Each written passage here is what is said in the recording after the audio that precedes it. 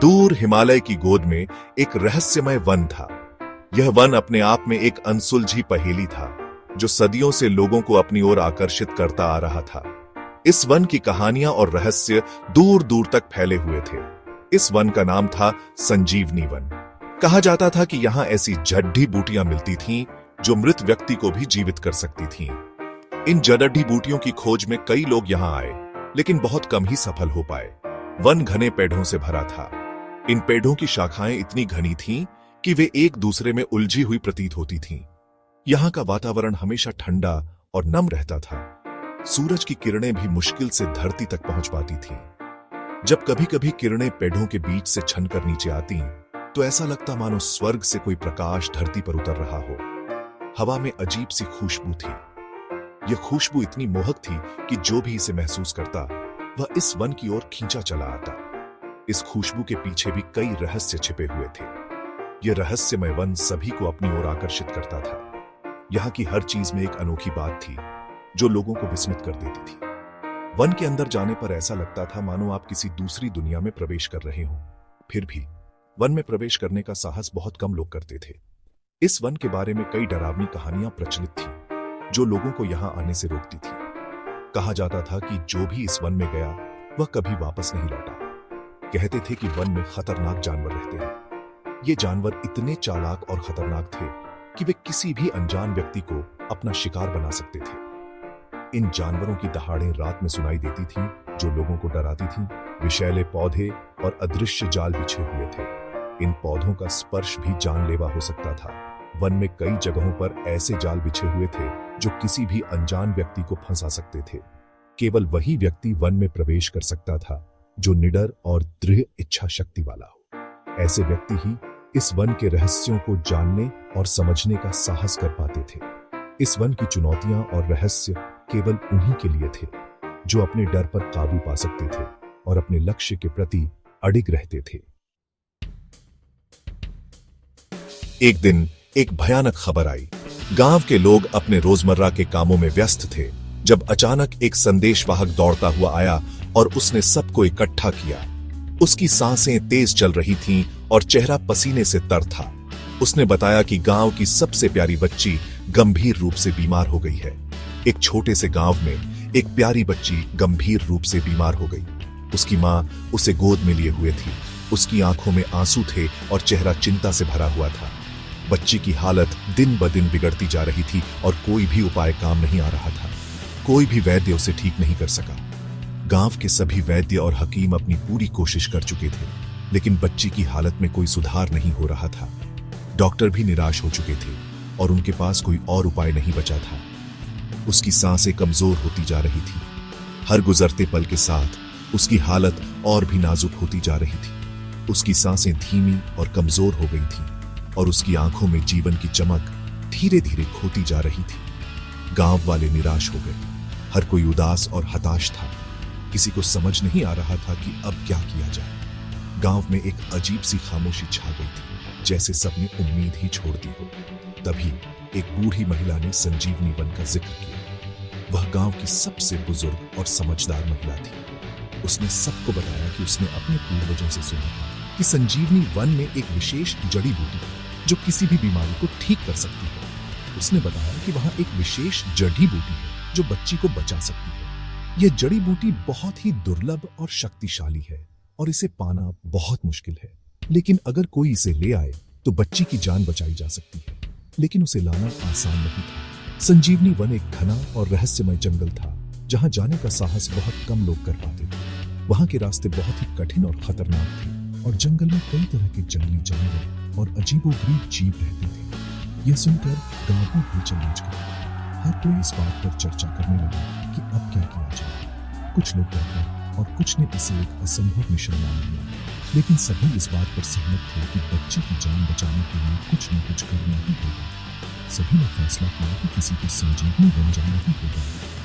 यह एक कठिन और खतरनाक यात्रा थी, लेकिन गांव के लोग एकजुट हो गए और उन्होंने तय किया कि किसी को इस चुनौती को स्वीकार करना ही होगा। लेकिन कौन इतनी बहादुर होगा जो अपनी जान जोखिम में डालेगा? यह सवाल सबके मन में था। सभी एक दूसरे की ओर देख रहे थे, यह सोचते हुए कि कौन इस साहसिक कार्य के लिए आगे आएगा। क्या कोई ऐसा होगा जो इस चुनौती को स्वीकार करेगा और बच्ची की जान बचाने के लिए अपनी जान जोखिम में डालेगा? गांव में एक जवान लडडी ढाका रहता था। नाम था अर्जुन। वह एक साधारण परिवार से था, लेकिन उसके सपने बहुत बढ़ रहे थे। अर्जुन बहादुर और दयालु था। उसकी बहादुरी के किस्से पूरे गांव में मशहूर थे। सबकी मदद के लिए हमेशा तैयार रहता था। चाहे किसी को खेत में मदद चाहिए हो या किसी को पानी लाने में, अर्जुन हमेशा सबसे पहले पहुंचता था। जब उसने बीमार बच्ची के बारे में सुना तो उसका दिल द्रवित हो गया। वह बच्ची गांव के मुखिया की बेटी थी और उसकी हालत दिन ब दिन बिगड़ती जा रही थी।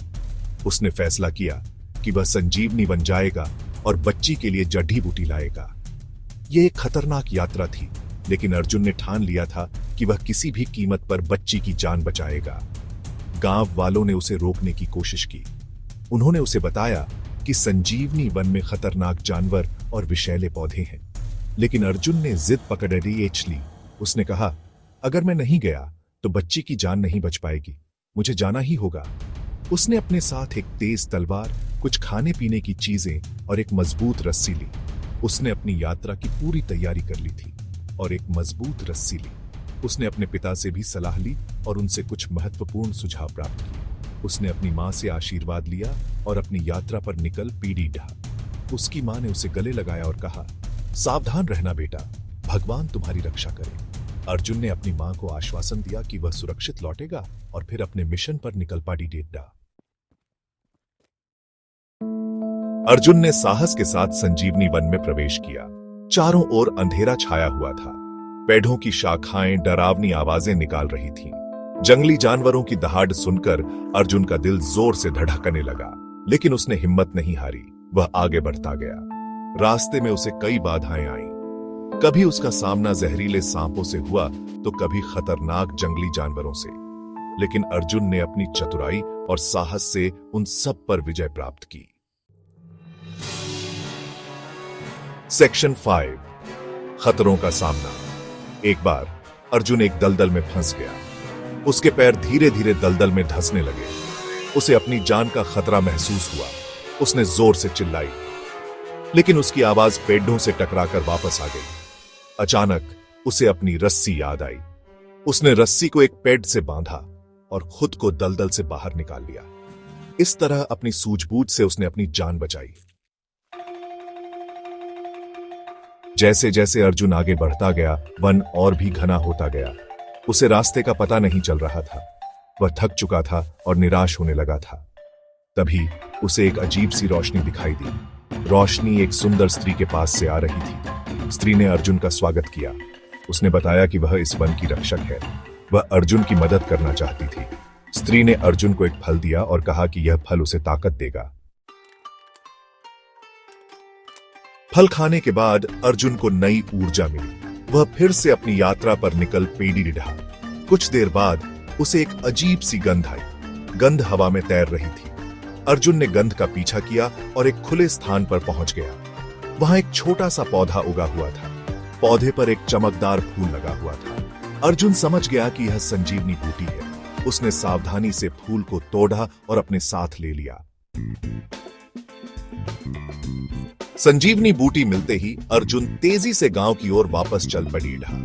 उसने रास्ते में किसी भी बाधा को अपने ऊपर हावी नहीं होने दिया। जब वह गांव पहुंचा तो सभी खुशी से चिल्ला उठे। अर्जुन ने जल्दी से संजीवनी बूटी को बच्ची को पिलाया। कुछ ही देर में बच्ची की तबीयत में सुधार होने लगा। गांव वाले अर्जुन की बहादुरी और दया की प्रशंसा करने लगे।